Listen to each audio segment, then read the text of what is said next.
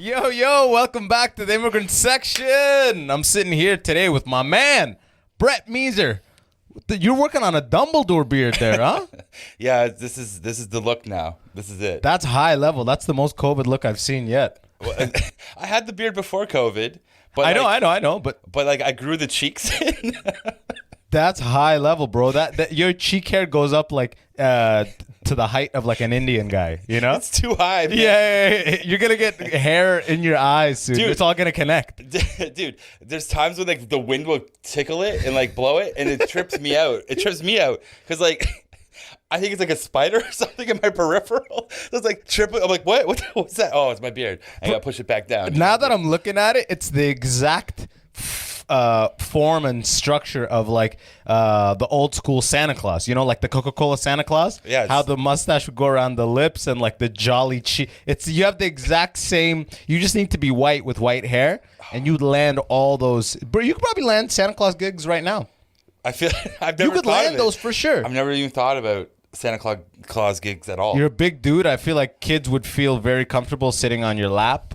You know? Probably. Right? You're like a bear. You're like a bear, bro. Yeah. So would I be in commercials or are you saying like I'm talking about at the in store? malls, bro. Oh. Yeah, no. Yeah. In commercials, they probably. Actually, you look ethnic, so I feel like now they're gonna want like a slightly ethnic Santa Claus. Because white time. Santa Claus is kind of old, right? Yeah, it's my commercials. time. Don't you think it'd be weird if they? Yeah. I saw a commercial yesterday. You know those YouTube ads that you really can't avoid. Yep. And the chick that was in it was just like typing, was like a Scotiabank fucking thing. Mm-hmm. She was like black and Asian with curly hair. I'm like, holy, where do they find these people? She's every ethnicity. Yeah, where did Every they find her? ethnicity. Well, they definitely looked in Toronto only. Bro, it's like, what is their idea? Is that we want to look progressive, so we're going to get this person? Or do we want to get a person that looks so many different things that they appeal to like such a broad... Well, when you go into the Scotiabank, they do tell you what languages are spoken there. On like their name tags. Yeah, there's like Mandarin. You're like, nah, I don't want Mandarin. Yeah. I'm good with English. Give me that English one. Actually, it's funny you say that because a lot of tellers, they each have a second language, right? Yeah, This will be like Serbian. This will be Mandarin. Mm-hmm. I love the white dude who's just like, it's just his name. It's just Chris. There's no other. Like Chris. No, it's just Chris. Step it up, Chris. Yeah, but even when you go into the store, there's like, or into the banks, there's usually like a billboard. And it will tell you all the languages that are spoken in that. Like in that shift. Yeah. And they switch it with every shift. Yeah. There's like, like Lee Zhu is leaving, so take Mandarin off of that. Pull it off the board. Yeah. 8 o'clock. He's clocking out. Yeah, it's a tweet goes out. Yo, Mandarin's about to be done. Yeah. Get your baking done now. If you're trying to get a deposit and your English is fucked, you got 8 minutes. You got 8 minutes before Lee's out. He's going on. I said Lao Zhu, bro. Lee. I got I'm whitening him off. Yeah, that's hilarious, bro. You Santa Claus the fuck out of that. He's not going to be lousy on the floor. I know. I mean, that might even be Korean. I don't even know. That could be, it could be Filipino. I don't know what you did. Lao Zhu. Actually, Filipino would be like Rodriguez something. Yeah, right? Like a Spanishy kind of name. So he'd be having Spanish and Filipino and English. That's a triple threat. Man. Filipino talented people, huh? They're super talented. They're the best bakers. They dance, they sing, they got everything going for them. Yeah. Why do you think that is? Do you know the history of why Filipinos are so talented? You know Big Norm? No. Comedian in Toronto. Killer. I don't come to Toronto that much. Yeah. He headlines Nubian and everything. Yeah, I'm trying to get him on this podcast. He's Filipino. Sorry, Big Norm. Guy. Yeah, right? I'm sorry, I didn't. He's sitting at home watching this like, all right, Bret Measor. He's cutting an apple with like a knife. All right, Measor, your days are numbered. And then he sings beautifully because he can, and he's Filipino. Your days are numbered. Yeah. That would be so Why good. are they so talented? Filipinos, they dance, sing. I don't know. Even my friend who is like doesn't do anything is quite talented. Actually, yeah. Like explain. He's Filipino. Yeah, he's Filipino, and he can sing and all that and rap. I'm like, well, you don't do anything with it though. And rap. Yeah, he can sing and rap. He's really talented. Jesus, that's hot. hot. You know what? He's really good at swimming too.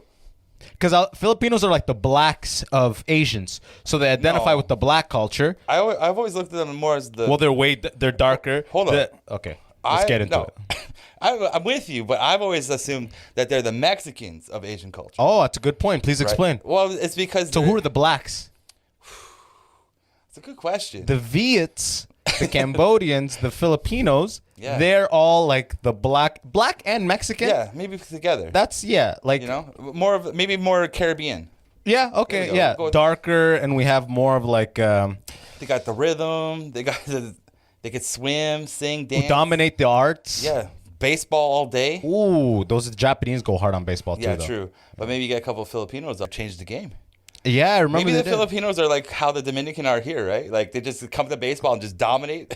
Yo, The Filipinos go up to Japan and just crush balls all day. that's it. They have like a anti-Filipino lobby. They're gonna come in and ruin. It's like Yeah, they're gonna- NBA in 1953. That's what These they're gonna- Negroes are gonna come in here and drag their lips on the ground and not respect the complicated rules of the game. We can't have those Filipinos dancing and parading. Sir, I'd love for Negroes to be playing, but I'm afraid we dilute the brand. You know? They're going through that team policy. Okay, only 2 Filipinos per team. Like that's Yeah. it. You can't have any more. And then like fast forward 20, 30 years, it's all Filipinos. just crush it. And no one is mad anymore. Nobody in the States is like, I wish there was more whites in the NBA. Nobody is saying that. No. That'd be hilarious. And that actually was going on in Japan right now. We don't know what's going on in Japan, but Zero. that's like a legit baseball thing going on. They're like, hey, someone in Japan These damn Filipinos are trying to come in the sport, fucking singing and dancing between base. He's moonwalking the third.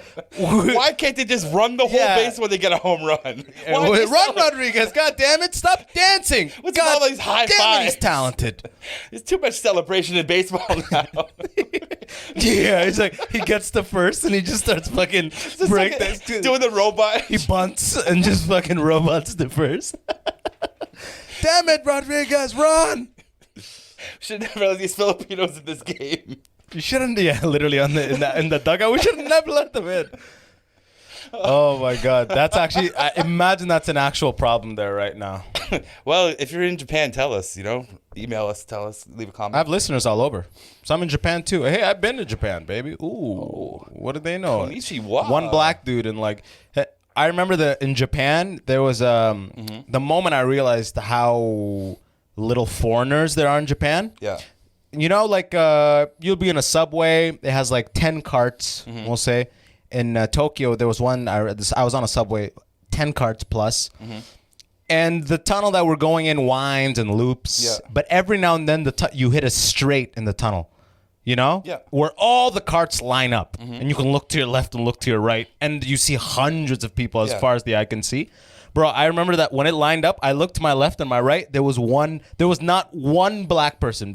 Like maybe there was some white people in the Yeah. distance. I couldn't tell, but I'm just scanning skin colors. Yeah. I couldn't imagine how many hundreds of people Yeah. the sample size was. Not one dark person.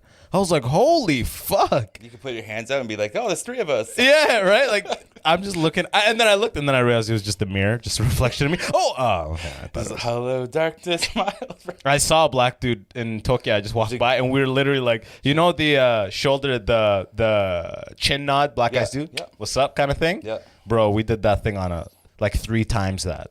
Like I pretty much how'd you looked to the come sky. in? My chin went up so hard, I pretty much looked to the sky for a second, right? It's 'cause what you up, nigga? You haven't done it in so long, so your Yeah. chin radius is off. Yeah, right. Whoa. I gotta Oh, sorry, brother. Sorry, Yeah, brother. I haven't seen you in a minute. I haven't seen any. I need to recalibrate my lips. My calibration's way off, You've been bowing too much. Yeah. Your bow Oh, game's imagine down. I bow ever. They're like, we don't actually do that anymore.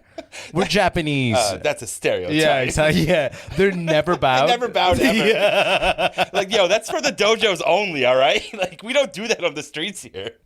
Like, damn it. Fucking Canadians and Americans coming to fucking Japan and bowing all over us. God damn I hate it. them almost as much as the fucking Filipinos. Just too much bowing. I wonder if that isn't it. So you get off the plane. You're like, oh shit, okay. Yeah. Now just start bowing. Ooh, everyone. thank you, Hiroshima-san. My name's Steve. Steve, I work at You could Scotia. straighten your back. God. We're on to the Japanese today. Yeah, we're going in. I'm a fan too. Hey, I'm a big fan too. Yo, I was gonna ask, how's the my man here? Brett is a game designer, freelance game designer. I quit. You quit? Well, that you're freelance. No, I'm done. Oh, you're done with game design. Yeah, I'm done. Oh, let's talk about that. I was- Why'd you hang up the game designing gloves? Hung up the keyboard. Just Yeah, it's just hanging just there. hanging there. Just, I don't need you anymore. Put the mouse away. I was like, fuck it, I'm done. Bro, No. I love. Yeah, this is Act 2 of a movie. where it's like, I'm not doing it anymore. And Yeah. then you go live in Connecticut in a fucking trailer park. And then we really need a game designed. Yeah. And we're like, I know a guy. And then we're putting together a team. Yeah. And we come out to Connecticut and your beard is 3 times as long. I better be chopping wood too. Yeah, and you chopping wood, fucking, you're not doing anything even close to game design. There's no computer around, right? I don't even acknowledge it. You come out, you're like, hey, Brett, we need a game. And they're just chopping wood. Yeah, and then you're like, I left that life a long time ago. And then you're like, no matter what you say, I'm not changing my mind. And then we start walking away, and then I'll be like, Brett, they have Susan. And then you stop chopping wood, and then I'm like, I just thought you would know. You should know. They're gonna kill her if we don't do anything. And then you go, What time's exactly. What time's the plane leave? Yeah. And then you go and pull that keyboard off, and blow the fucking dust up, and then go. Just start. Yeah, you just see the montage, you're like doing hand motion. All right, I got The it. boss guy comes to the screen, shakes his head, and then you just start typing again. He's like, and then at the end, he does the big nod. It was the perfect game. Where'd you find this guy? Yeah. He found me. Yo, have you seen the movie Tenet? Yeah. Okay. Well, actually, all right. I did a whole podcast review with Conrad, and I put it on Patreon as like a bonus episode. But first, I want to know why are you done with gaming? What I just got done with that life, like sedentary, sitting around, doing nothing, and like just playing, like doing game stuff. Yeah. I was just done with it. Like I was like, I had enough. Like I just had enough. That's all I can really explain of it. Is like I've been like in the game for so long, and I got like really started missing being outside and like being outdoors and working with my hands. And then I just got to this point, like when I moved back from Vancouver, I was like living at home with my dad. I was doing freelance work as like a graphic designer, and I was like still looking for game stuff. And I was kind of like, I don't know if I really want to do this. And then I said, no, like COVID hit. So it was like this a whole series of events that happened. Like I'm going through this like transition of like, do I want to work? I'm doing freelance graphics to pay for the bills, Then COVID hits. And I'm like, I don't want to be there. So then I went into landscaping. I'm like, I want to be outside. I want to work with my hands. And then that's just how it happened. I just started just pushing away from it. I'm like, I don't ever want to go back indoors. That's amazing, man. Yeah, I just don't care for it anymore. Is it impossible to do that type of work where, like, I don't want to say impossible, but is it hard to do where you do it for 2 hours and go on a walk? No. And then do it for another 2 hours? Like you could. I mean, obviously. But it's frowned upon. Yeah. Like you're like, yo, I got like, no, it's because like the whole work culture in there is meant to be like this, like you're here, sit here, get the work done.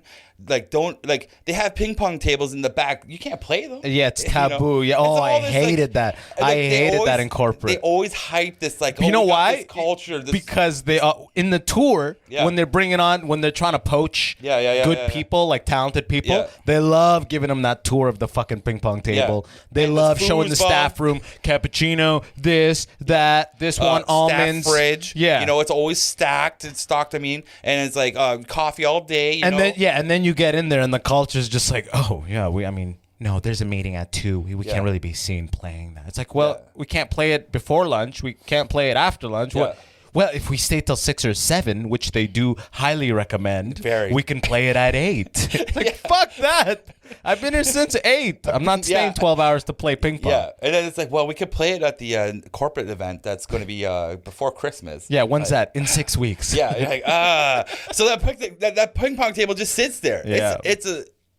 It's a freaking propaganda piece, man. I feel like the CEO walks by, like whenever they're like, there's wind of like cut downs, and they have to let people go. Deciding who they want to they just walk by the ping pong, see who's playing. Oh man, I would love it. Like if they like if that's how you got fired was based off of ping pong games. Like they got cutbacks. Like yo, the tournament's starting, and whoever's losing, you're like cut. And I feel like there's a camera next to the ping pong table, just being like just tabulating everybody's ping pong hours. Like Jeremy, you fell short on your milestones last month, but our data shows you clocked 14 hours of ping pong. I can totally see that being an HR thing too. You get that email all of a sudden. Well, I wasn't aware it was being tracked. Be that as it may, Steven or Jeremy, whatever it is. It's definitely a Steven. Oh man, We don't feel that you are aligned with the mandate of the cut or whatever You the just see fuck like they fire the you. boss actually goes by and like they do that slow like just touch it, just caress that ping pong table. They're like Just to see the dust on it. got another one. Oh yeah. Like it's like its favorite little device to like fire people. It's like this thing is paid off. Play ping pong.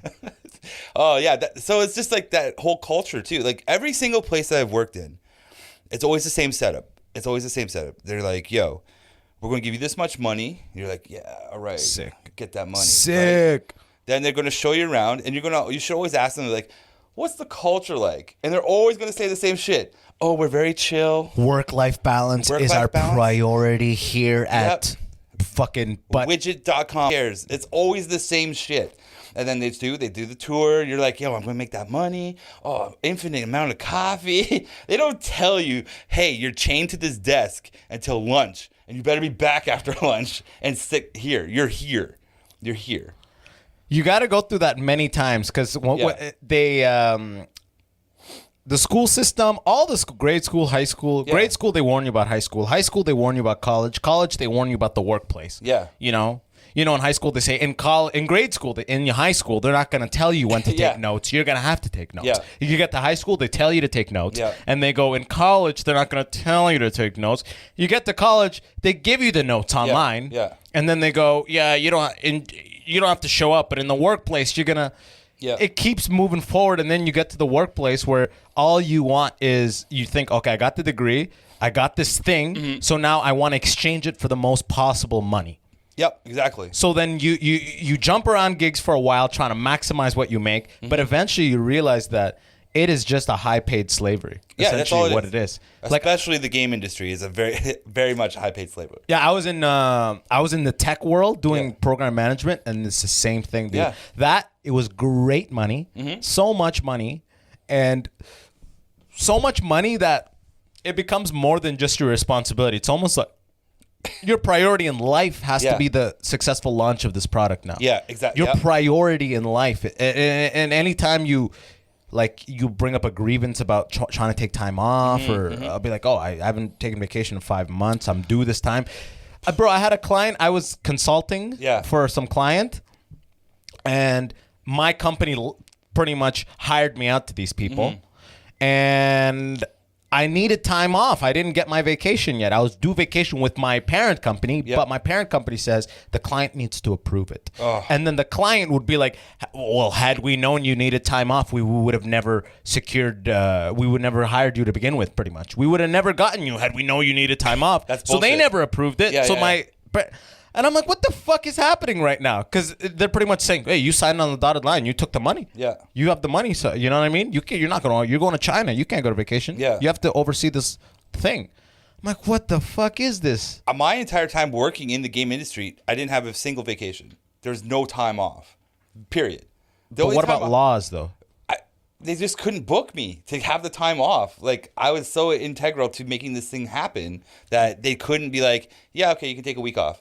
Because if I took a week off, the shit would be mayhem. Yeah. And I'd be like, okay, no, like we need you here because I'm the guy who's making all the decisions. Gotcha. And I'm the guy who's answering all the questions. So that guy can't just leave. Yeah. Right. I played that role in China. It operations sucks. Program manager. Yeah. And here's the other thing too. I would just sit around too, waiting for shit to go wrong. Yeah.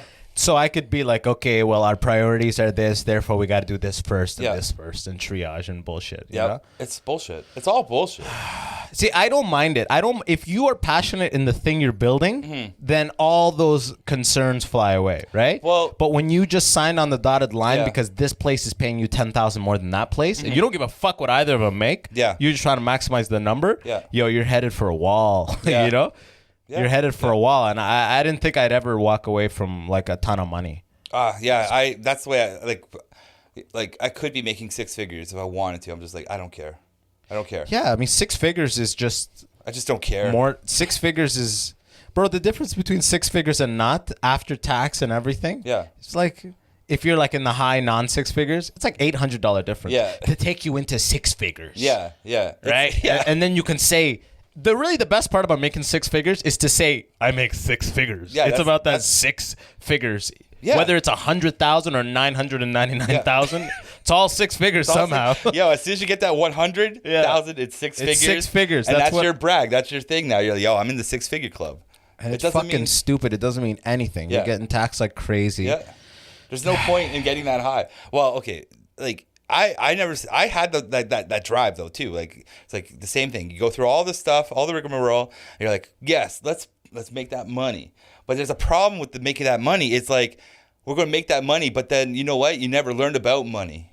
So now you're making all that money, and then you're like, oh, I'm making all this debt too now. Yeah. You're like, how does this balance out? You're like, I don't know. I need to make more money to pay this off. And it's just this like weird cycle that you actually get into. And it's like it's a weird cycle that we've made. Here's an example. Yeah. We've made this. In my case specifically, I paid my student loans off before I got my first job out of university. Nice. Because I was in the Navy. I took a contract. Yeah. Nice. I paid off what I had left. I moved to Detroit in September 2014. Yeah. No debt. Nice. And how do I immediately get into the deepest debt of my life within 3-4 months? Credit card. I'll tell you how. I go, sick. I'm making at the time $65,000. Yeah. I was out of school. I'm like, yo, 65,000 USD. The dollar was weak. Oh, I'm nice. like, and I'm telling everybody the CAD conversion just because I want it to be a bigger number. You know, no one's asking what are you doing really. It's more like how much. You know. Yeah.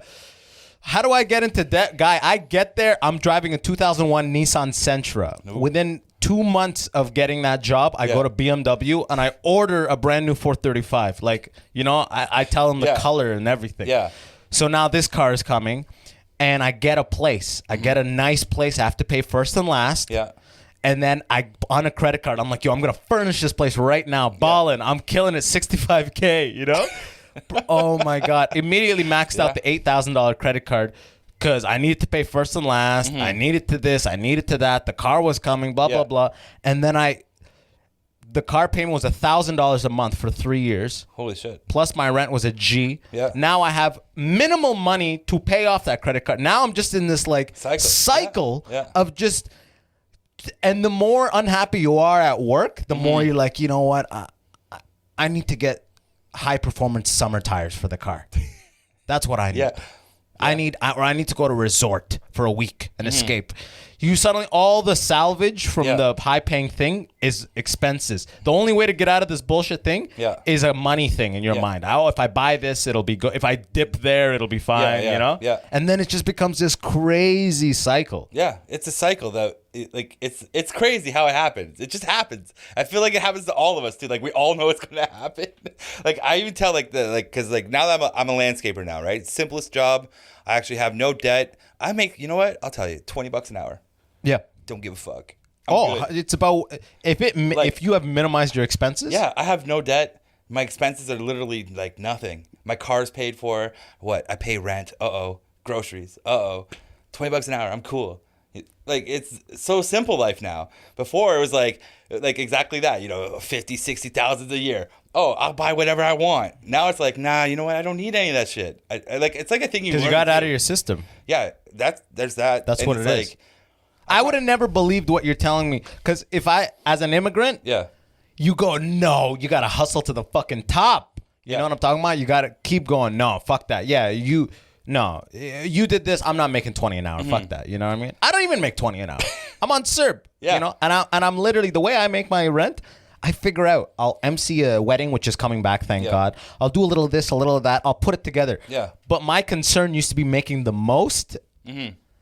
Because I always had this pressure of you got to save. I got to always be saving. Yeah. I got to always be saving. Yeah. Retirement. They keep throwing this shit at you. Even when you're 18, they bring the life insurance people to the school. Do they? Bro, I remember when I was like 16 or 15 or in high school, they brought the life insurance people to. If you get a premium now before you're 18 and you don't have any chronic conditions or smoke, you can secure the lowest premium now and make sure that in the event you die, your family gets paid. What?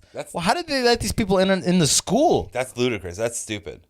That shouldn't be a thing. That should not be a thing. How are you letting life insurance salespeople come to kids shouldn't high even school? be worrying about that. Yeah, it's like life. Get the fuck out of my face. Life insurance. Dude, I'm working on my 3 throws right now. I don't want to worry about that. Like, I don't know. But it's the thing. Like, you are right. Like, you kind of have to live through that life to come out the other end and go, oh, okay. You know what? Our parents were right. Like in a way, like my mom and dad told me all about this. It's like, this is going to happen to you. It's like, nah, it's not going to happen to me. You guys are idiots.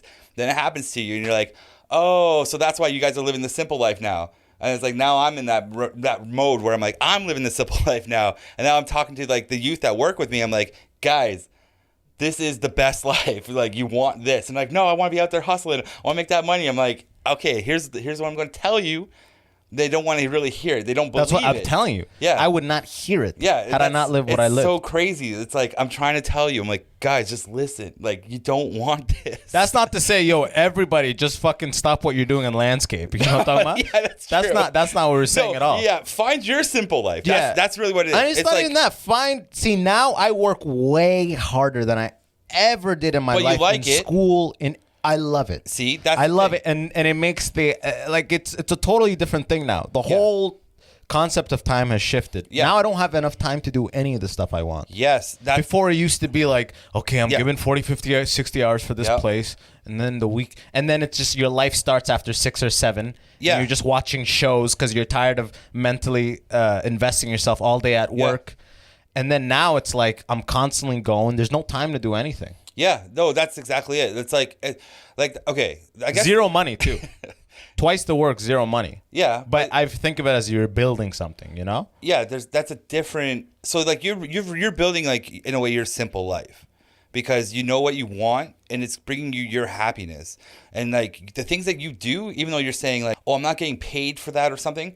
It's still your hobby. It's what you want to put your free time into. Your time is your money, right? Exactly. So it's like, it's what you want to invest your time into that's bringing you joy, and that's all that matters, right? Correct. Because like if you want to be out there doing these emceeing these things for some money, but you're also enjoying it, and you're like, I love doing this. Oh, yeah. Right? Yeah, it's funny. It's fun. That's the thing. Like that is the simple life. But it pretty much slowly but surely take out every aspect of your life that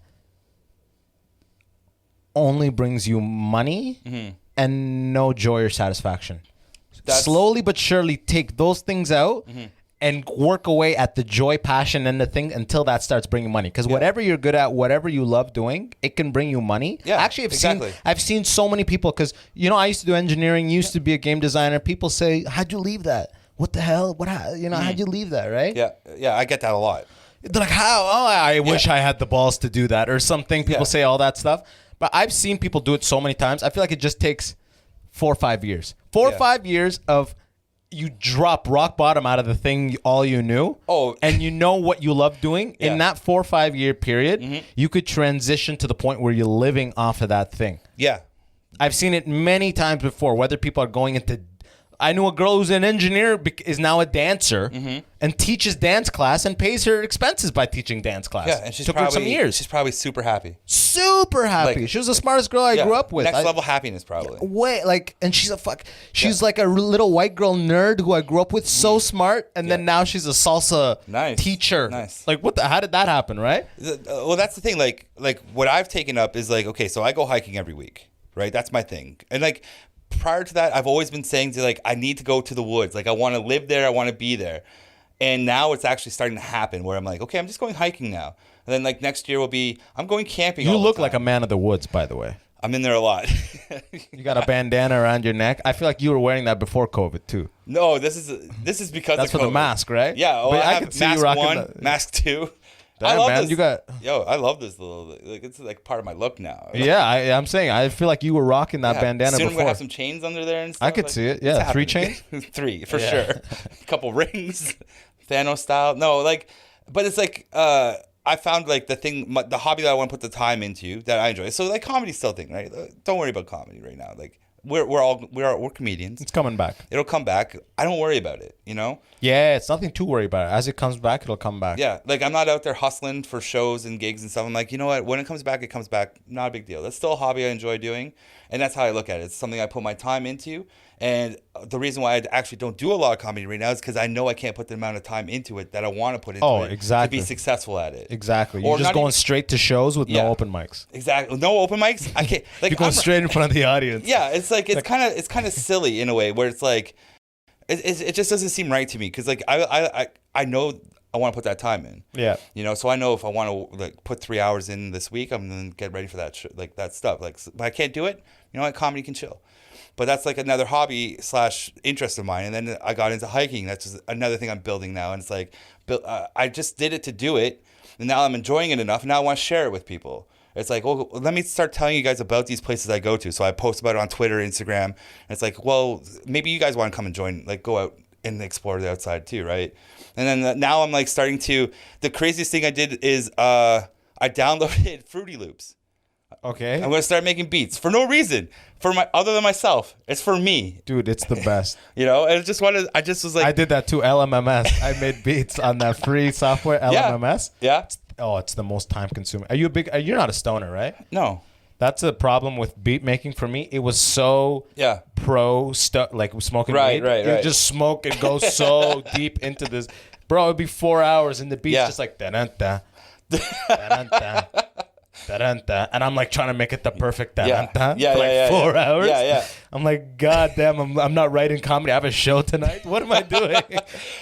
No, I get that because it took over my life, beat making, bro. Yeah, for a little bit. I'm actually right now I'm researching DJ equipment. Because I'm just going to buy DJ equipment. You're just doing the shit you want to do. I just do the shit I want to do. I don't even care. You know what? I go to see, like, say you're just whatever. I don't really know you. I'm like, yeah, you know what? I'm buying some DJ equipment. And you'd be like, pfft, like, why would you do that? Yeah. Right? Like, I don't even give a shit about your energy right now, man. I'm doing this for me. Like, that's the whole thing of purpose of life. Is just do the cool things that you want to do and have fun.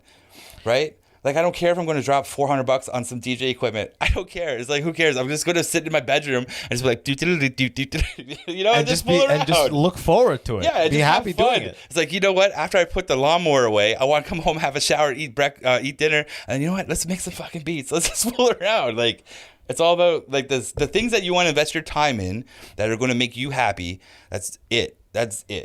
It's a good point you made earlier. You said that time is your money, so to speak. Yeah, it is. Time is the one thing that you have to throttle. That's the one thing you cannot get back. That's the one thing you can budget. Like you budget your time, right? You can't get it back, and it's probably the most important thing to invest into someone. Like I'm giving you my time right now, right? And I appreciate it. Yeah, and you're giving me your time. I'm giving you your time, yeah. Right? And this is like a mutual investment, right? Of like, yeah, you know what? I do want to come and sit and hang out with you. A mutual fund. This is what a mutual actually is.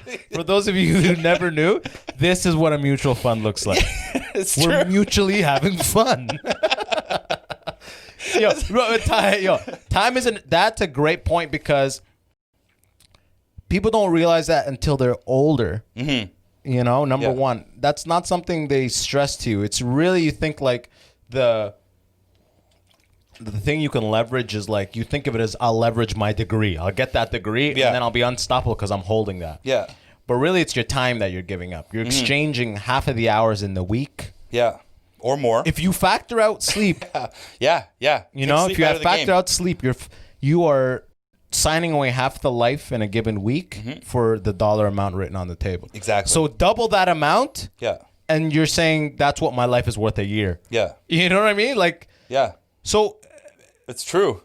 There's no focus at all. There's no interest on like what do you want to spend if you could do something for the rest of your life, what would that be? Like, and obviously, and it doesn't have to throttle down to like one career. Yeah. But it's like whatever would it be? I'd make beats or whatever it is.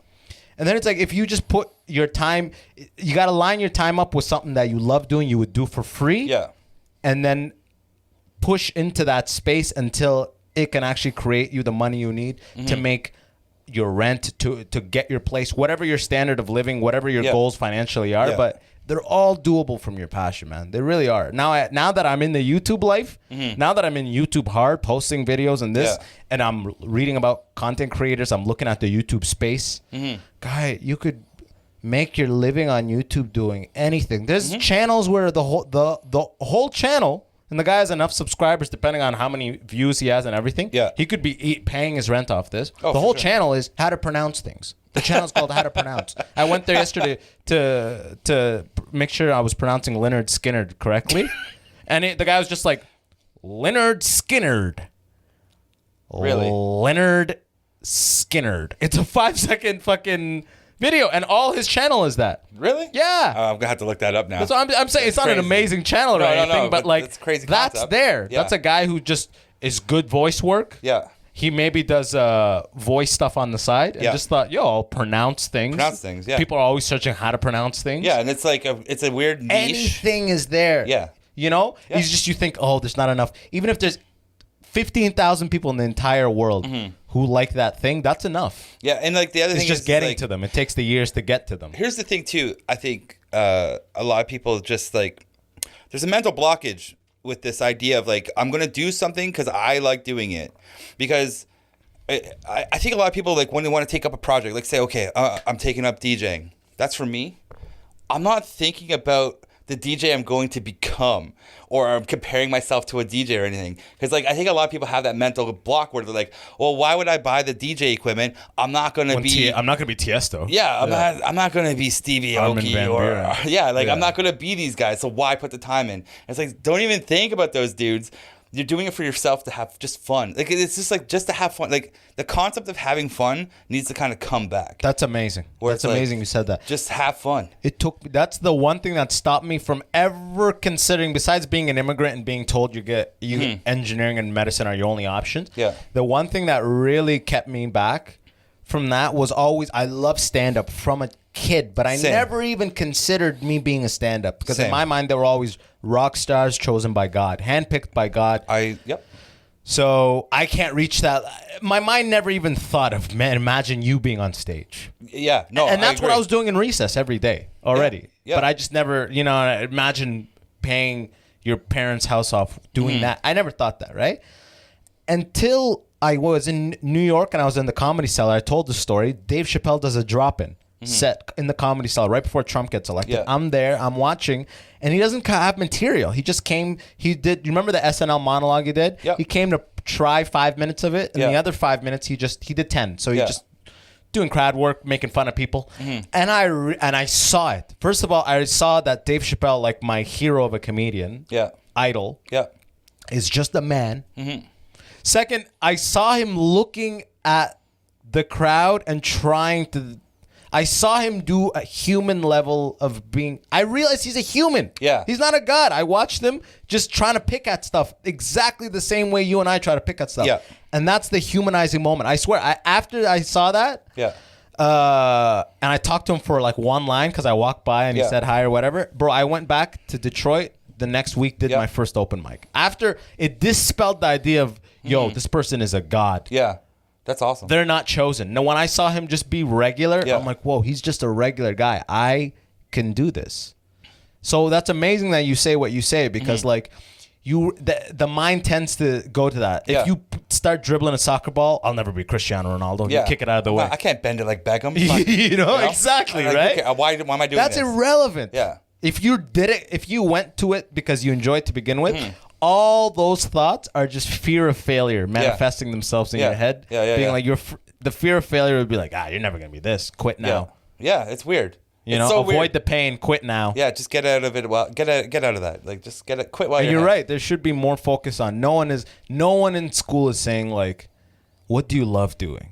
Yeah, no one ever asked. They're me all that saying like the trades are important now, and everyone ignored the trades for a long time. So maybe some of you should be thinking about the trades. Like that, Brett. According to your grades here, you should take you should be in shop. You're a C student. Should I consider the grades, teacher? No, Steven. You're a straight A student. You're gonna be a doctor or a fucking engineer. You know, they kind of like push people towards academic pursuits or trades, and there's nothing in between. Yeah. No one ever asks the question like, what do you like to do? What do you do in your spare time? What's your hobbies? What is your what makes you happy? No one asks that question. Like no one ever. Like even like not even an English teacher. Like, hey, do you like reading books? Like no one says that. It's like, hey, guess what? You're reading this book, bitch. You're like, what? Exactly. What? I don't like this one. Yeah, fuck off. I'm trying to watch Bend It Like Beckham. He's got a little portable DVD player. He's got a little soccer ball. Hit it. The teacher grabs the ball. Get that ball out of here. This book so much. You'll never be like Cristiano. Read this. Read To Kill a Mockingbird. Learn about slavery and fucking learn about racism. What you're going to become. Digital slave. Like, that's what you're becoming. It's like get ready to go into the system because you can't have fun in there. You know, it's just like that's all it prepares you for. Up until the point of working, I would have really to be honest, I would have looked down at the idea of someone being a game designer, creating games, creating value for society, and then stopping that to do landscaping. In my mind, that's someone who failed at the time. Yeah. But now that I got all the money that my heart desired and ran away from it. Yeah. I realized, yo, that's fucking amazing. Because, like, some people, like I said, they're listening. They're going to be like, nah, I can't get a house. I can't support my parents on $20 an hour or whatever. And it's all true. Yeah. And then the point is, you're not supposed to... The point is not to stop what you're doing a landscape. It's just like, if you minimize your expenses and are honest with yourself about what you love doing and stop being like, yo, if I make 200 grand, I'll be good. I literally had a number in my head. I was trying to make it to 200 grand. Yeah, I've had those numbers too. Where you're sitting I'm like, yo, if I get to 200 grand, then I can maybe save 40 G's a year. Like, it was fucking retarded math. Yeah. Like, child's math. That is legit, though. You're just thinking about the money. But I wonder how many people who get to that point when you're like, when they get into that hustle, have that same thought. Because I've had that same thought too. You're like, okay, I'm making 50 this year. You know what? If I make 100 next year, I can put 20 G's away here. I can get this thing. I can look after that thing. But you're like, you're thinking of this like you're new just thing. Trying to grow your money like crazy. Yeah. It just becomes a vicious cycle, especially when you get a mortgage. The mortgage is the locking in of the mortgage is like the thing that that makes you have to play the slavery game. Almost. True. You know. Yeah, and it's so true. Like, I wonder if people are listening to this. They're like, yo, these guys are two fucking hippies. No, they get it, man. I hope so, because people get it. People don't.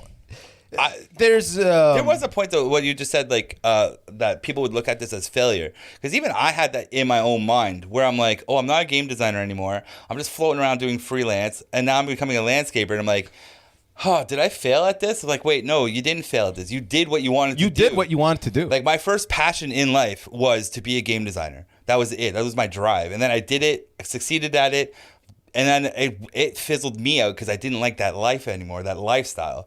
So that's kind of a point. Like, if everyone is going into what they really love to do, beware of the fizzle. Like, you need to have the fun, because that job that you loved, that you get into, will break you down. Yeah. People only look about the money. Yeah. If you told people exactly what you're doing right now, but the only difference is, by the way, when I was in the game space, I got in on some IP, and I'm like, I actually got millions out of it. Yeah. And you're still doing what you do for $20 an hour, they'd respect that. Oh, yeah. Because you got the money. Yeah. You got them. If you said Michael Jordan now fucking mows like golf courts lawn, like golf courses like the green, you'd be like, yeah, okay, he was at the top, whatever, he's chilling, right? Yeah. But if he wasn't, you're like, oh, people just recognize the money. Yeah. And that's the thing that you just said. Like, the idea of like, oh, he's just chilling. That's the score of life. Guess what? You know, that's what I'm doing. Yes, I'm just chilling. I got the money, but it's not the money of Michael Jordan or anything. You know what? I got $5,000 sitting in my bank chilling. That's it. I'm good. Exactly. That's a couple months rent. I keep stacking on to that. That's a new alternator if you need it. Like my car, if anything, that's wear tires. Yeah. And it's just like, I look at that, like, I have that. I just stack on top of it. And you know what? I'm out there chilling, riding a fucking lawnmower, you know, just pushing it around, doing what I want to do. And then when I come home, I could go do comedy. I could go work out at the gym. I could go for a hike. I could go make beats. I could go DJ. I could do whatever I want and have fun. You know, I come hang out with you, right? Do whatever I want. Mutual funds. Yeah, do a mutual fund. I could jump in my car, come and hang out with you. Simple, right? It's a simple life, but it's like all the things that I've worked for is to make. But when you realize the value of how you're living right now only comes in when you realize that time is your biggest asset. Yeah. Time is your currency. Yep. And only when you see that, you realize, oh, okay. I mean, happiness has to come first. Money. You put money first long enough, man, you fucking hit a wall. And if you didn't hit a wall, you're not honest with yourself. Yeah, I think that's the thing. Like, money doesn't bring you happiness. That's like the old saying, right? Money does not bring you happiness. But you're like, fuck that. Sure it does. You know, look at Jordan. He's happy. But is he? But he's happy because he fucking consistent. The winning is what made him happy. Yeah, right? like that's the thing. The money is a beautiful little extra. It's an extra, right? Yeah. It's a little like I forget what extra works just fine. Yeah. But like, if you love what you do, the money will come. You know, it's just you got to define success. You know, I really thought. Too. What is your success? Yeah, that's a good point. It's like I was making 120 grand in San Francisco, nice. And if I can make 200 grand, then I'll be good. Yeah. And I started at 60 when I entered the States in 2014. By 2017, 120. Now, if I can get to 200, and obviously, when I got to 200, I was gonna be like, okay, 250 or 300, and then 300. Let's get half a mil somehow. Yeah. You never fucking stop, and then before you know it, bro, I was having health problems and shit because I was so stressed about this launch of this product. I gave no fucks about. Yeah. No. Just because. That's to keep the lifestyle going, and I'm not gonna walk. No one will accept less money. That's a rule of life. If you make $110,000 this year, and you tell your friends this new role makes 105, good luck explaining that to people. Okay, you can't move down in money. Especially in that's this, like a rule. Today's society. Like they're like, what? What? What's wrong with you? That was the score. Your life score has to keep moving up. Your high score has to keep going. Has to keep or going. else you're failing. You're fucking up. Oh fuck. He's fucked. What? It's interesting that because I will 100% blame my health on the industry I was in. 100%. Yeah. Because before I started, I was about 200 pounds, legit. And when I started getting into the industry at 2006, I started working, going through school and all that. I started going from 200 pounds to 300 pounds to 400 pounds to 450 plus pounds. Damn, bro, you hit 450? Plus, for sure. Jeez. For sure. I'm not joking. Because there was a point in my life where I'm like, I didn't touch a scale. I knew it was bad. You know? You knew it didn't go up there. It wouldn't give you the levels you needed. Exactly. You know? And then there was one day I had this moment where I was like, I need to buy a scale. So I remember going on Amazon looking for scales that weighed for 500 plus. And they didn't even have 500 plus at that time. It was like a bovine fucking farm level. I'm not even going to joke about that. I actually was thinking about going to a vet to actually weigh myself. To weigh up. Because I'm like, I don't know where to go because the gyms don't have the scale for me. Yeah. Because I just wanted to know how fucking bad this was. Yeah, you needed a number. Yeah, I needed a number. I did. I needed that number. And I found an Amazon one that was for $450 and 450 pounds. And I was sitting there, I'm like, okay, I bought it. I'm sitting there, I'm like, okay. Like it's at your house now. Yeah, it's at my house. I'm looking. I'm like, this. I don't know what's going to happen here. So I step on it. The plastic cracks. It's going creak. It's the most. This is heavy. It sounds like a movie, by the way. It's crack. Yeah, close shot. Yeah. And funny thing is, I made sure it was a voice so I could hear the number because I know I wouldn't be able to see the number. I'd have to lean all the way over. So it actually would be you weigh 450 pounds. It would say it, right? Yeah. So I got that. Call 911. You in trouble. Calling 911. It connects to your phone, Bluetooth. So what happened was I stepped on it and it just flashed 3 zeros, which means it can't weigh you.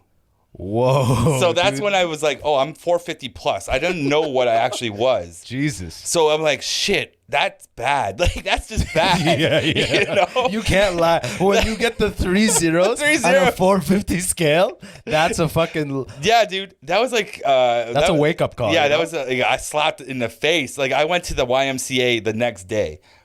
Did you ever find one that read over 450 and gave you the number? Not at that time. You just knew you were north of that. Yeah, I just knew so I was north. The first priority is to get this scale to tell me my... Exactly. Get within the range of measuring on the scale. Seriously, that was the goal. Make this talk to me. Make the scale say my weight. So I was going to work all day. I stopped drinking coffee because I was doing double doubles.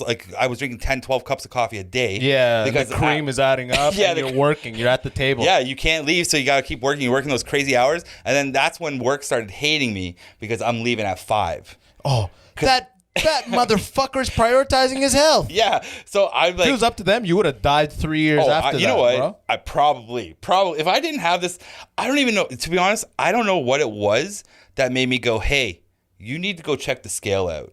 Get a scale. I don't even know what triggered in my mind, but something did, and I just did it. And so I cut back the coffee.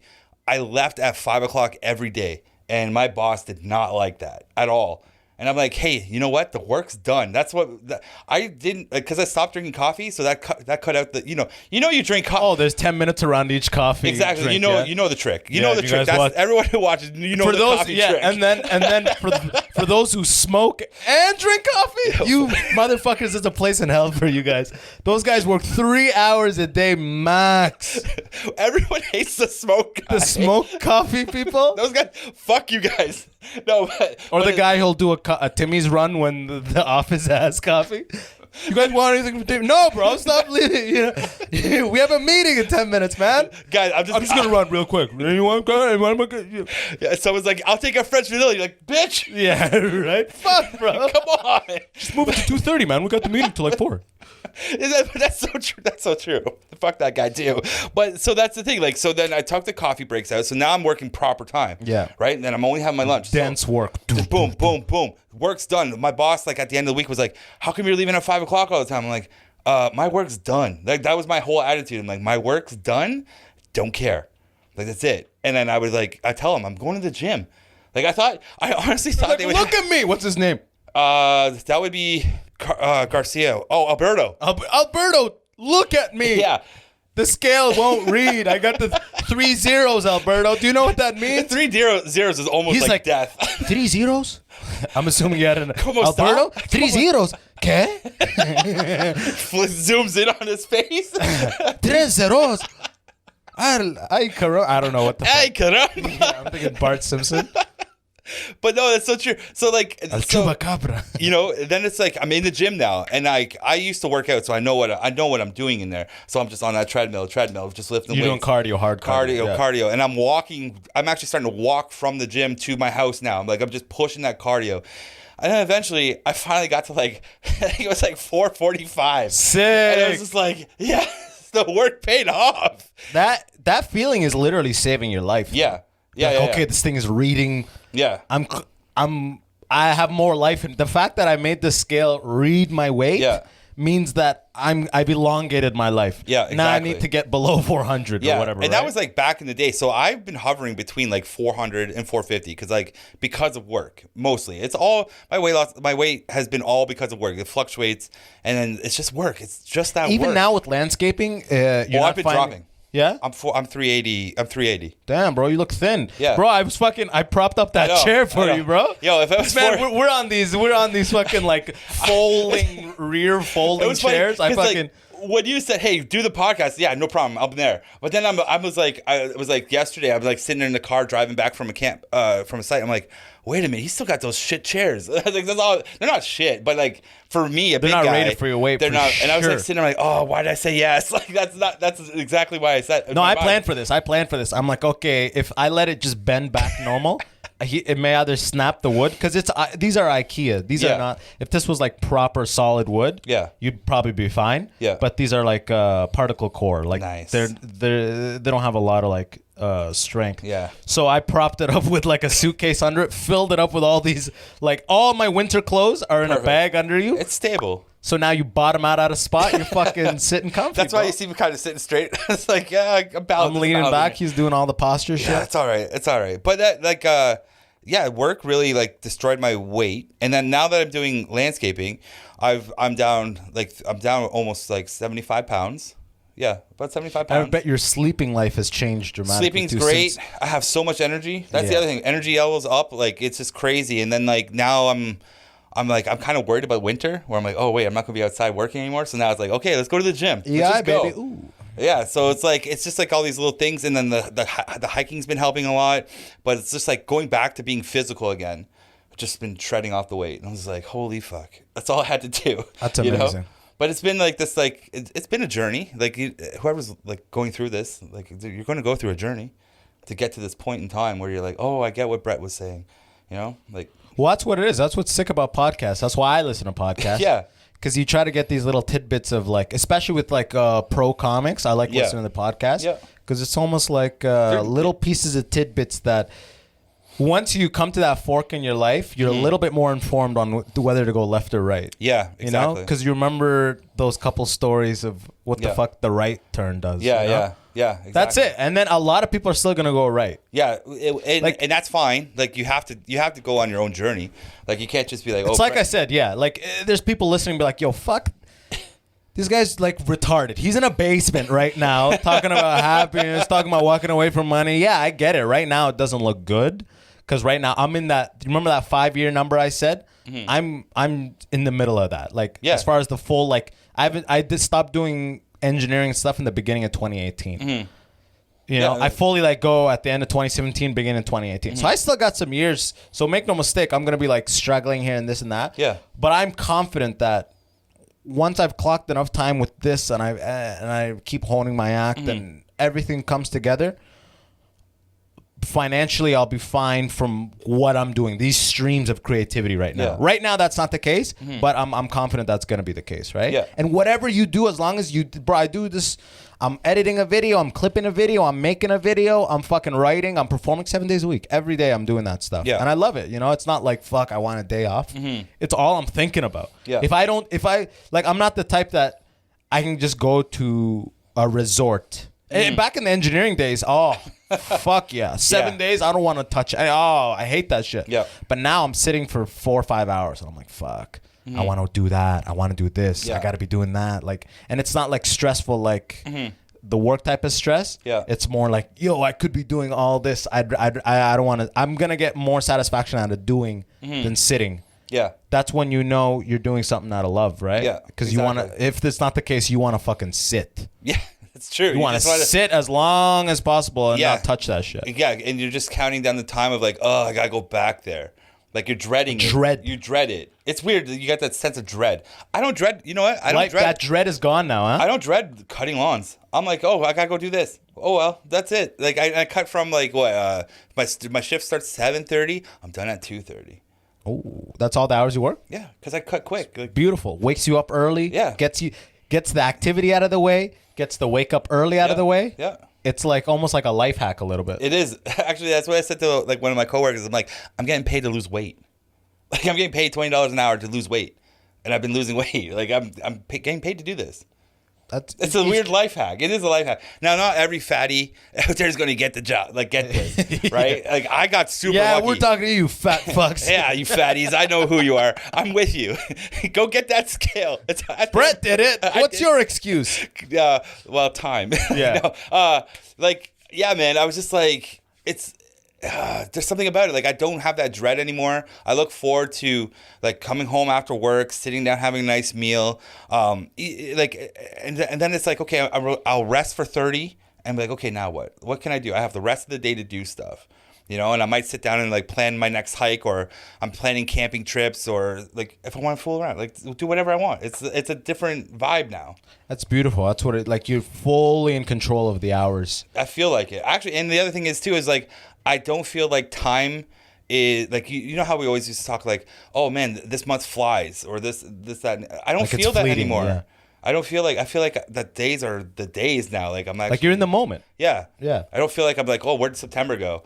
That's Right? the problem with, and I'm speaking for myself here, was my corporate background. Everything was in the future because think about it. As soon as you give a human, you be like, sign this dotted line. This is the exact dollar amount that will be deposited into your account bi-weekly. Yeah. You plan fucking 6 months, 12 months ahead. Yeah. You plan and spend everything. Yeah. Okay, I'll make this. I'll put this. I could put away a little of this and this. And suddenly you're not living in the moment anymore. No. Because you know 4 months from now you'll finally pay that off so you can buy that thing. Yeah. Yeah. So it becomes the worst. You have that dread all the time. Bro, my sleep was fucked. I always had that dread that you're talking about. Not like, God, I have to do this kind of dread. More of like the dread of like, before I knew I wanted to do stand up, it was more of the dread of like, oh my God. Like, is this it? Like, this can't be it. This can't be it. Like that in the back of my head, like in my heart, like, this can't be it. This can't be. What is this it? Is this? Because from a young age, I could tell you I wanted to be an engineer because it was sold to me. Yeah. So I just, you know, sometimes you make a promise with yourself when you're very young. Yep. And circumstances change. You become less naive. You'll understand life more. But sometimes you still adhere to those same goals. Yeah. Right? And Yeah. now I'm years into this engineering thing that I told myself I was going to do in 6th grade. You know? Like, what the fuck am I doing? This is just not who I am, man. Yeah. I love the idea of being this, but yo, tried and true, this is not for me. You No, know? that's so true. Because even though we went in two different directions, it's the same. I'm telling you right now, I'm having the exact same conversations that I had, like that you're talking about. I did the same thing to me, where it's like I'm becoming a game designer. That was the goal. Period. That's happening. That's it. And I wanted that when I was 6. Like as soon as I knew that was it. And then I got to when I finally officially made it into the industry and working for someone, which would be like 2013, we'll say. I remember sitting there at my desk going, "Is this it? Like, I made it. Like, you reached your goal. Yeah. And you're like, I did it. You're jacked. You're like, hey, I fucking did it. I'm making 50 G's. I did the goal that no one else believed in me. And then you're like, yeah, I did it. You know, my dad hugged me. He's like, you did it. Like, a very, like, triumphant moment in the family, okay, you know? hell yeah. High fives. Yo, I'm making more than my dad and stuff. Like a big moment in my family.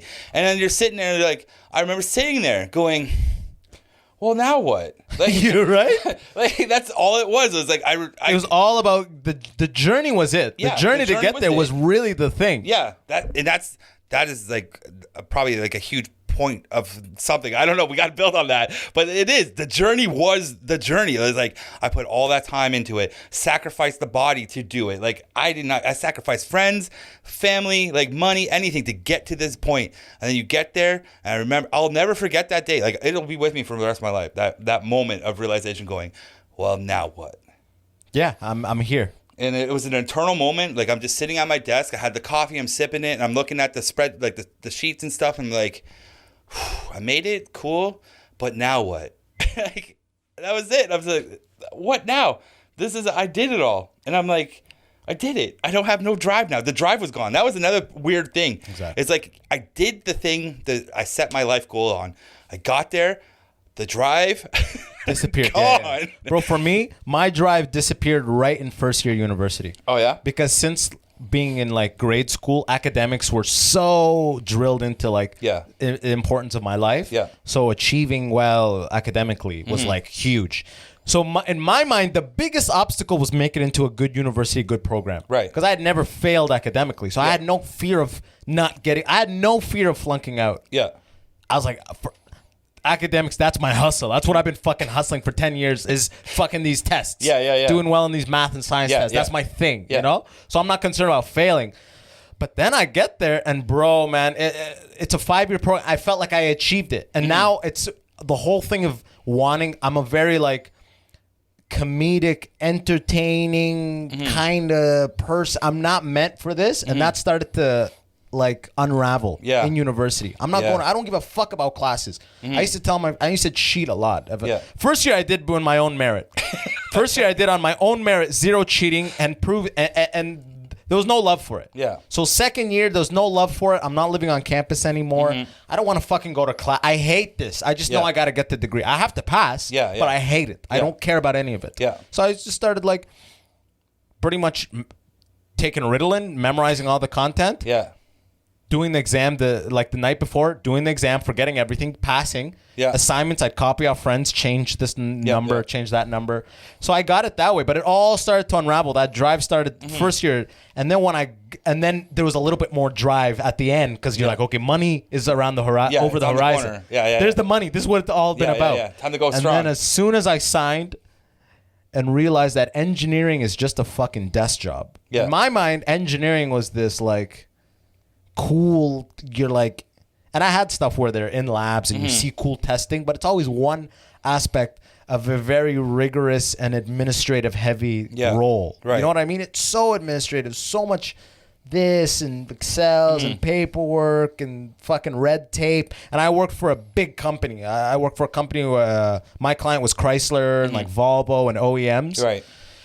It was just a fucking nightmare, dude. Chrysler, they had 11,000 people in their Chrysler Technical Center. Holy like everyone crap. Just, like the employees all had like a numerical thing. They weren't like in the system, they had a numerical thing. Right. You know, like when you go to school, you're a number. Yeah. In this company, you're still I'm like, people are just took your 30 years into the same system throughout. Yeah. That same like class system goes from grade school, high school, college, and the workplace. Yeah, that's crazy. It's like creating office workers is the whole system is just creating office workers pretty much. I guess that kind of is true though.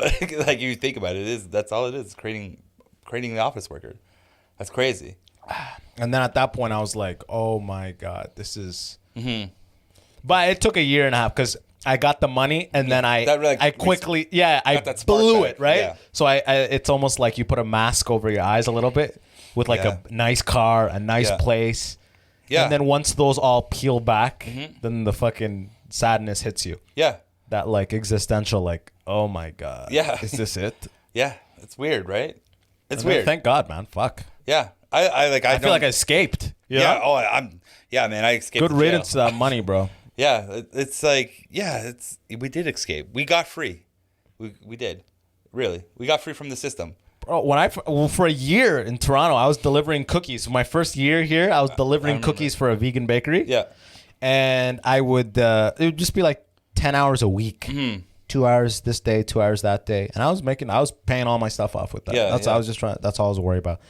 But guy, I'd be fucking, I'd deliver to a lot of, like the basement floor of a lot of corporate buildings is a food court. Yep. They have like a cafe in there. I deliver to it all the time. And it'd be hundreds of people just in business casual, like in a long line, getting the food court thing. And like, and I'm just like in sweatpants holding a box. And people would be looking at me like, ugh, that guy fucked his life up. The same type of way I would think 5 years ago. Yeah. And here I am in sweats seeing people with suits like, ugh, fuck your life. Yeah. Fuck your life. I bet all of you have hemorrhoids. You know, I bet all of you have hemorrhoids right now. You know, I bet all of you have some fucking stress-induced anxiety, like problems. You're taking pills for stuff, And then if I was 18 in there, I would have been like, "Whoa, look at the suits! They're all killing it. I bet they all have Porsche 911s." Yeah, you know, if I was, that's what I would have thought at that time. It's funny how you go. That's an interesting cycle of thoughts. It's true though. Yeah, because I would think the same thing, exactly the same way. And then now I'm like, oh. Fuck that. Having to be back at 1 because you know you got that thing at 1:30. You gotta just do a couple more things for and prep, and it's a 1:30 to 3 that you're that 4 o'clock meeting. You're like, fuck, I just want to get out of here for 6 today. Can I get out at 6, please? No. And my job. I mean, you had the type of job that was hours heavy. Yeah, you gotta stay here and do the job. Which is a nightmare. My thing was a different type of nightmare. I wasn't hours heavy. I was a program management. I was full control of my schedule. Yeah. Full control of my schedule. I used to just fake being like I'm going to the client. And I just fucking go home, smoke a coal, and have my laptop with me. So Outlook was on and active. Yeah.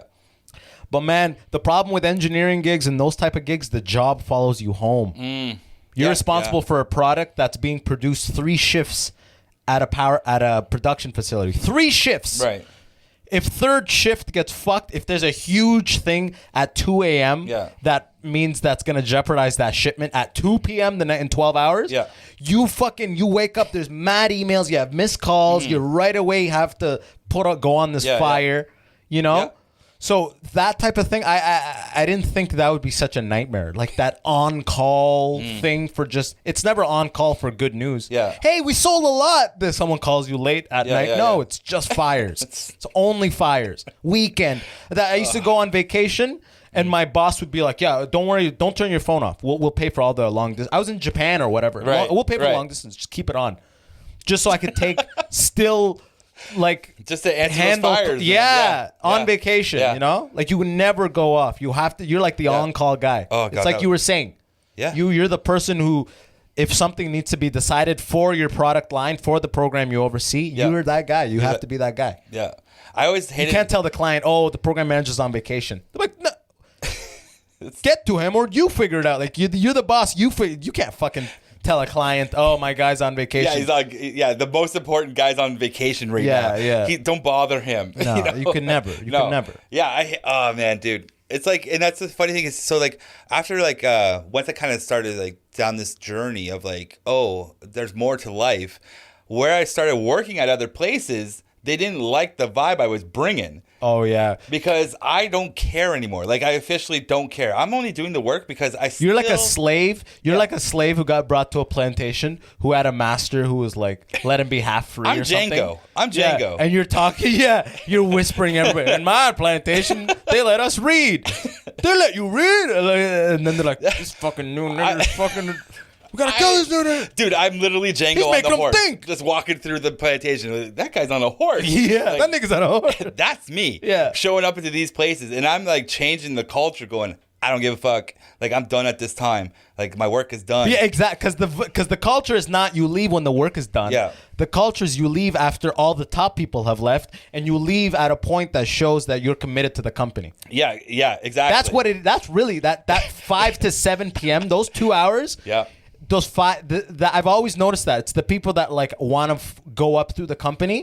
They have to clock those couple hours after the work is done to look like they're invested in the. It's like this fucking politics show face bullshit. Yeah. So what happened to me at one studio was the boss would leave at 2. I'm like, whatever. That's what he wants to do, right? I'm done at 5. So then I remember going. I'm just leaving at 5. I'm telling my team, hey, I'm not here at 5. Let's all go home. Like, I'm telling them, let's go home.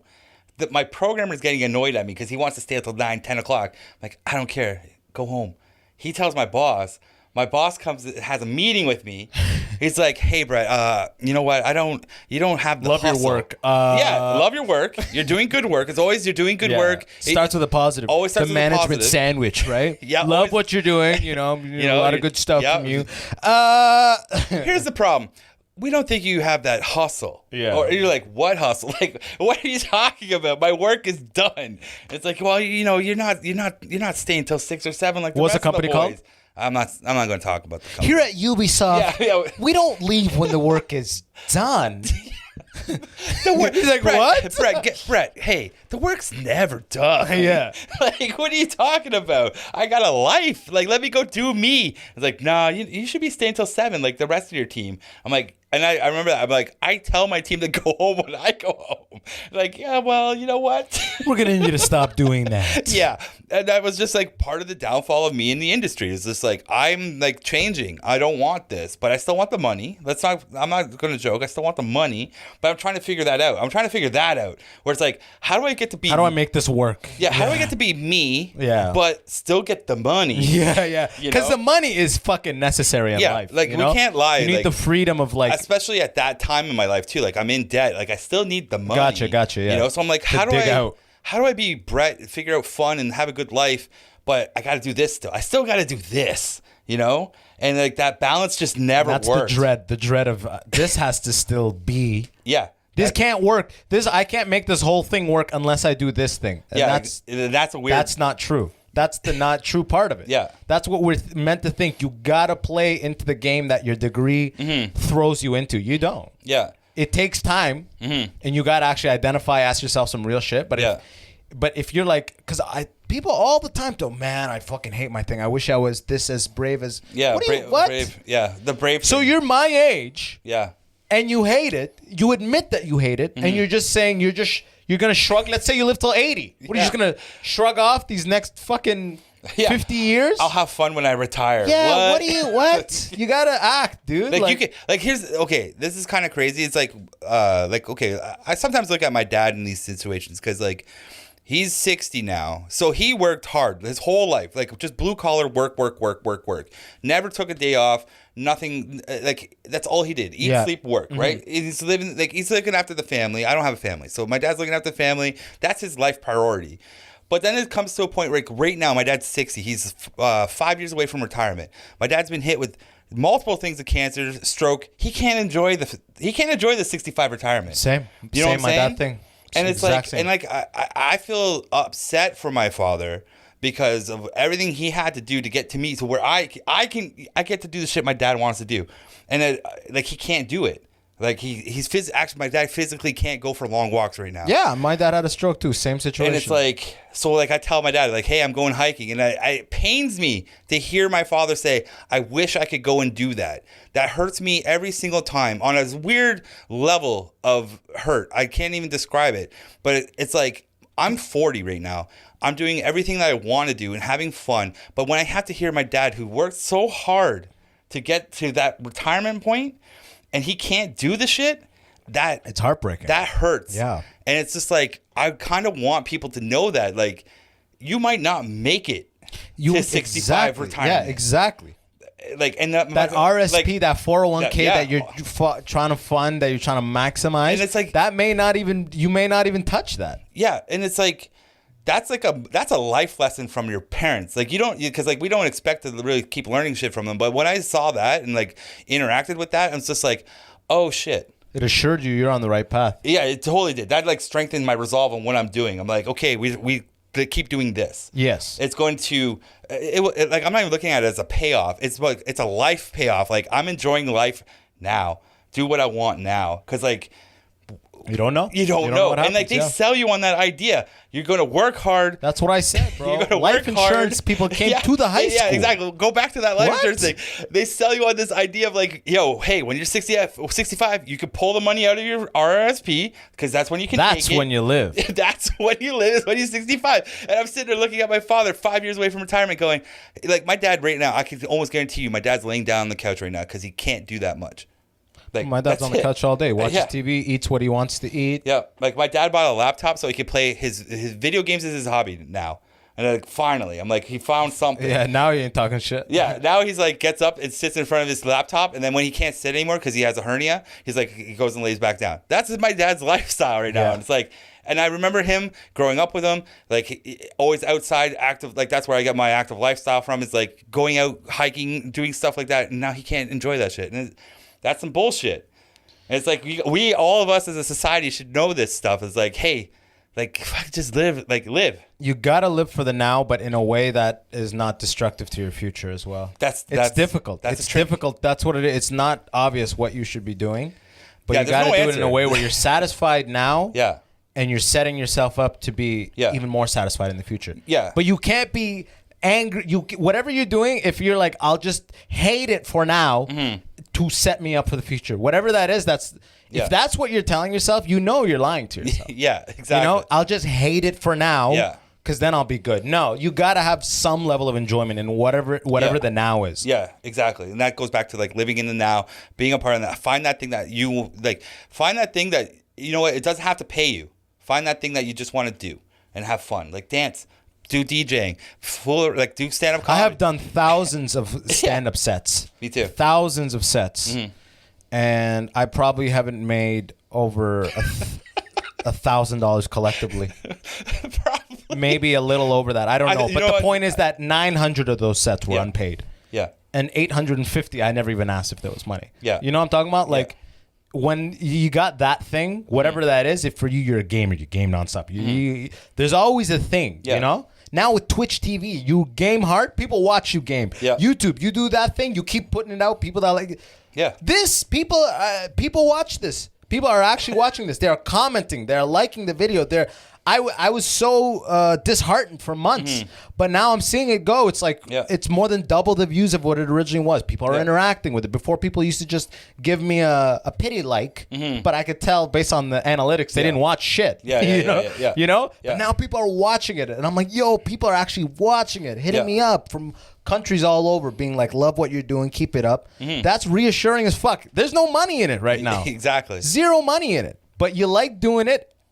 You keep anything done where you like doing it, you do it consistently, the money will come, man. And obviously you have to do the due diligence on making it, giving yourself an avenue for you to actually make a living off of it. And like, You can't just keep juggling in your basement and being like, man, the money will come, and you're just juggling and juggling. You obviously have to do your due diligence, but and it's all possible, whatever it is. The other point is don't think you're going to be Joe Rogan. Right, you're not at the stop. Yeah, like, you're not. You're gonna be who you are. You're gonna be you, and like your production quality might not be up there. Like you're gonna grow with it. Like if you're watching this and you want to see what growth is, go back to the first. If you're listening to this, check out episode 1. See, we're fucking jumping around all over the place. Yeah. If you're watching this, go back, look at, I believe episode 4 is the first video I have on YouTube. Look at that thumbnail. Look at the video quality. Look at the lighting. Look at it all, and then look at it now. Yeah.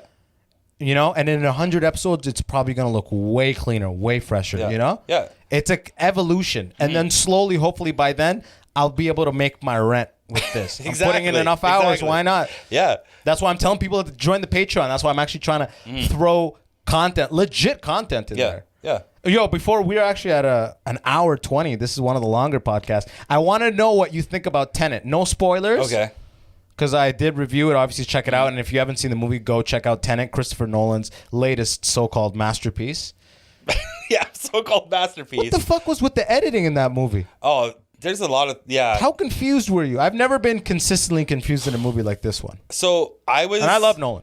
Okay. I also Huge fan. agreed. I'm a fan of his film and his work, and I like his ideas. I like how he always has like a movie idea that he puts with something else. So it's like Inception is like a heist movie, but with a really cool idea of like going into like I like his ideas the way he thinks.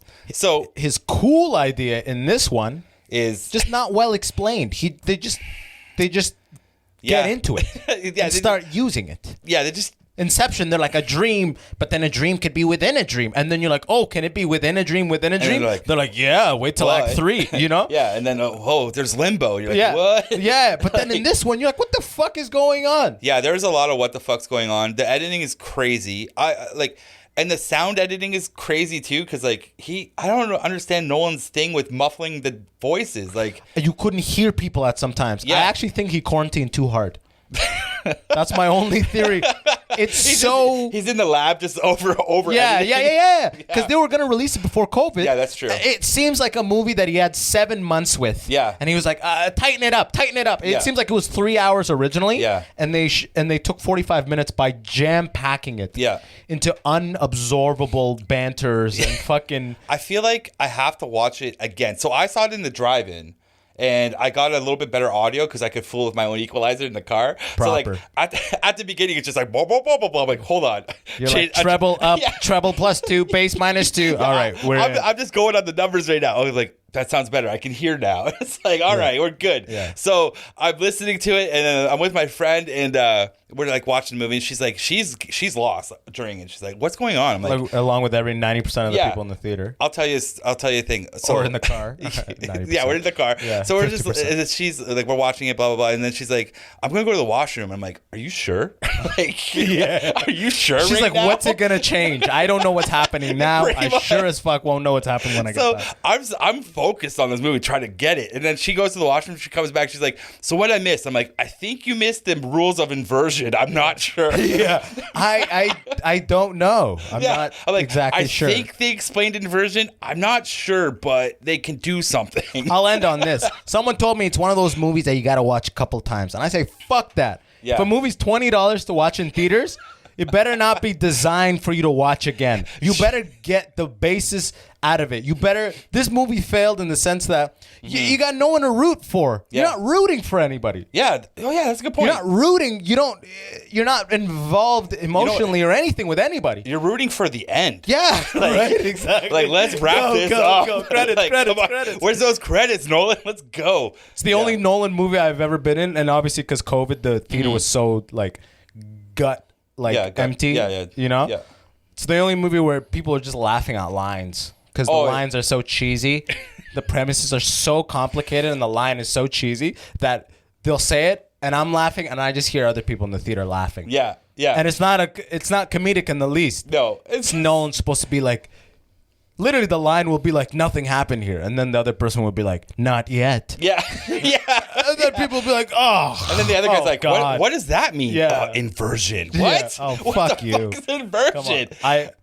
So everybody gets a mulligan. This is Nolan's mulligan. Yeah, this is a Nolan mulligan for sure. I'll give it to you. I was just gonna say, so I'm watching it, right, and we have our windows down and stuff. There's a car beside us with these two dudes, and they're trying to explain the movie to themselves, so that's all you can hear. Is these guys just going off and like, okay, I think inversion is timeline, but they're creating all these paradoxes. And the other guy's like, there's no paradoxes in this universe. He's like, are you sure? He's like, well, no one explained paradoxes. And I'm like, these guys, they know what's up. Yeah. This is how messed up this movie That should be a is. podcast. Yeah. I would love to listen to those guys trying to explain the movie because we were dying with laughter of them just going off about like trying to figure this fucking movie out. Yeah. Well, anyways, check out Tenet. I think it has to be seen. Leave a comment. Did you understand? Yeah, it? Exactly. If you're watching this on the video and you watch Tenet, please leave a comment. Tell us what you think about comment. Imagine people like, fuck you motherfuckers for spoiling it. I'm sorry. Yeah. There's no spoil other than it ends. And then the guy goes, I don't have, I'm a corporate lawyer. I make 200 and I'm happy as fuck. You hippie motherfuckers. Yeah. Hey. And I have a life insurance policy, bitches. Go die. I got a house in the Hamptons. Yeah. It's like, Jesus, all right. that guy's killing it. You know what? You're doing good. Yeah. Hey. That guy, good for you. Keep I guess at that's, yeah. You know what? Whatever is making you happy in your hustle, you know what? That's cool. Hell yeah, Brett. What an amazing ending, bro. This has been an amazing combo, dude. Thank you, man. Yo, I feel like we've kind of lived that almost the exact same. I never said this, but that moment that your boss told you that you're like, this is the beginning of the end. Mm-hmm. I had that exact same moment. I was in China. I was forced to go to China to oversee the launch of this hardware product. Right. And I keep telling, and I want to go to open mics in Shanghai, and we're in a place called Suzhou, which is like an hour and a half from Shanghai. Yeah. Bullet train, 40 minutes. Right. And I kept telling my team, yo, come on, it's Friday, it's 7 p.m. Yo, there's the last bullet train. Let's go to Shanghai. Let's go to Shanghai. Yeah. Like, we want to stay, we want to work, blah, blah, blah, blah. Eventually, the VP of operations caught wind that I was doing this. Yeah. And she literally came and she was like, I will not have you. I will not have you poison the morale of this team. And she threatened to fire me on the spot. Holy. And I had to play ball because I needed to pay my rent and all this stuff. Everything was riding on this job. I had to put my tail between my legs. And, I'm sorry. You know, I mean, you know, I mean, I may have been, you know, unaligned for a second, but I'm fully with this team, all this fucking shit. And that was the beginning of it. Was already ending, but when I had that conversation, that was so like... That's the writing on the wall right there. Like bad slave. Bad slave. Yes. I'm sorry. I need to, you want money, don't you? Yeah, I need money. I need money. I'm sorry. I fucked up. I need that thing. That's the clear dynamic. Yeah. I was like, yeah, this Man, is... he just made me think of something because, like, this podcast will never end. Yeah, exactly. But It'll be like Tenet. Here's the crazy thing about that, right? Is money is the slave action in a sense. Once you take money out of the equation, no one has power over you. And once they don't have the power over you, you're absolutely free. And they don't know how to deal with you. Like, when you just roll up and you're like, hey, you know what? I'll take the job for $20 an hour. You can't say shit to me because, you know what? I'm walking away from this. I could easily go home at any time. And no one's like, that's just how it is. Like, once the money's out of that equation, no one has any power over you. That's the crazy thing. It's a beautiful thing. Yeah. Because it's a beautiful thing. You feel it. You feel it. That's real big dick energy. Like, that's what it is. It's like, I can walk into the room and be like, I'll take the job for $50,000 less. I don't care about the money. They don't want to hire you. Because that's crazy. Because you're going to be the wild card, man. Yeah, they're like, I don't know about that. Yeah, you're the wild card. Yeah, this guy didn't accept the full amount, man. He's not in it. He's not in it. He said he only wanted 50? Hold up. Fuck this guys, dude, is this a deal? This nigga's going to go, he's bound to go rogue any second. They don't know. And then they're going to hire you, which happened to me in Vancouver. This is truth. They hired me in Vancouver. I didn't need their money. And I was like, whatever, man, I'm going for ice creams. Like, I showed up at work. Oh, man, I showed up at work with ice cream, and my bosses were looking at me like, this motherfucker's eating ice cream. And I'm just licking it. I'm enjoying this fucking ice cream cone, typing with one hand. I am. Like, work's getting done, bitches. And I'm just enjoying this fucking great ice cream. And I'm email sent. And they don't know what to do with me. You're like, 2 words, baby, underpaid. Don't need the money, you know? And literally 2 months in, they're like, we gotta let you go before the 3 months, right? So I got let go before. Yeah, the fucking... the whatever. The temporary... Yeah, whatever period. I forget what it's called. That's what happens when they don't have... That 90-day period? Yeah, once they don't have the power over you, they don't know what to do with you. They really don't. It's like you're a pog that exists outside the corporate structure. Yeah. You're not a gear in the system, so it's just fucked. Yeah, you fucked. And your days are numbered. You fucked in that role. Yep. You'll be the first cut because you don't fall into the structure in a very like concrete way. Yeah, they don't know where to push you. Like, yeah, exactly. They're like, this motherfucker's playing. This is a loose end. This is exactly. Hey, Carlos, you want to play ping pong? I can't. No shit. He's still on the 90-day probationary period too. I don't think he gives a fuck at all. He's been here 4 days. That's so true. Oh shit, this day 6. Yeah, this nigga doesn't give a fuck at all. Guys, we hired the wrong cog. Abort. Oh Get him out here. Fuck yeah, bro. Oh, dude. Oh man, tell the people where to find you. That's too bro, hot. that's how I know you're 40, man. You literally have a fucking... You have that... what is that? Like a rag? Like an old style rag that you just dabbed with? I sweat like crazy. I need one of those. No, I just like don't have the confidence in my age to rock it. When you hit 40, you will, exactly. You know? But I just did. This is the typical bald guy hat. This is the bald guy hat. Nice. And I was like, oh, if you wear this, you're definitely a bald guy. But then I watched The Last Dance. I'm like, shit, Michael Jordan was a bald guy rocking this in the 9/11. Yeah. And then here I am. Get the earring too. Yeah. Nah, I mean, I want to get into heaven. Yeah. Oh, yeah. I forgot. Tell the people where to find you, bro. Instagram and Twitter. Just look for Bret Goes Outside. That's my whole thing. And BretGoesOutside.com is my future outdoor adventure blog. Hell yes, bro. There we go, man. That's awesome. I didn't know you're starting a blog. Yeah. It's going to be written hilarious, I bet. I don't even know what I'm writing yet. Like, I'm just going to be comedic. I went outside. Yeah, exactly. With an ice cream. Here's the photo Fire of trees. Me. You can't. You can't. Fire me. Yo, I'm gonna put all his stuff in the description as always. From my end, wherever you're listening, click subscribe. For Apple, 5 stars. Leave a comment. Say something nice. It helps with the algorithm and all that. If it's on YouTube, click subscribe. And remember the Patreon bonus episodes on there. Check that out. Support. I appreciate you. And tell your friends about the Immigrant section, man. Bret, you got to come back on, man. Always, man. Always. Love these episodes. Thanks, everybody, for watching. Peace. Peace, guys.